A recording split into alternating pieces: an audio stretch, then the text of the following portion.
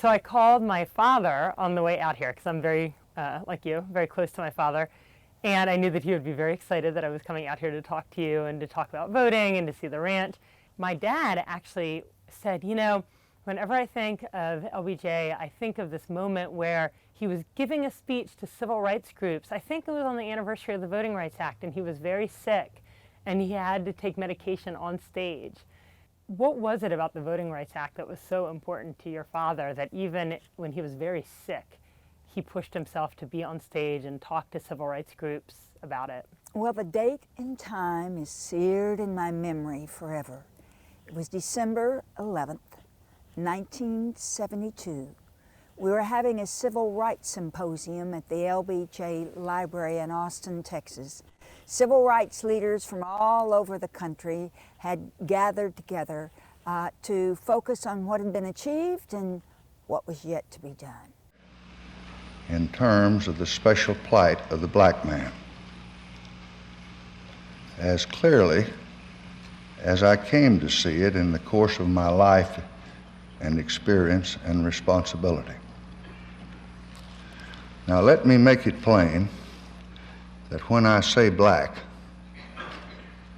as I do a good many times in this little statement, I also mean brown and yellow and red and all other people who suffer discrimination because of their color or their heritage.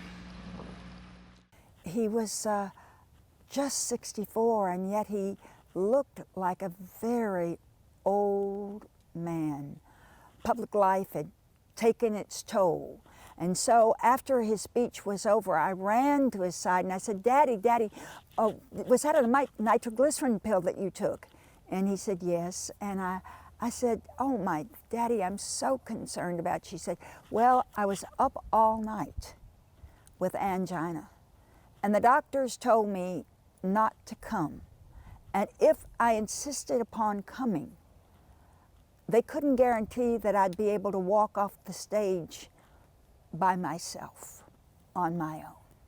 And I said, Daddy, I don't understand. Why would you do that? Everybody would have understood. And he said, oh, Lucy Baines, which is what he always called me by my double name when I was found wanting, which was not infrequent, I'm afraid. And he said, oh, Lucy Baines, if I had gone dying for what I've lived for, what more could any man want?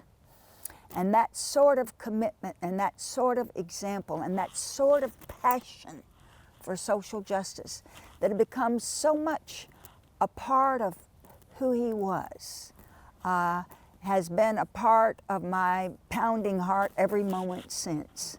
And so in this difficult time, when voter suppression is reared its ugly head again in our country, it is something that commitment that I just have to do what I can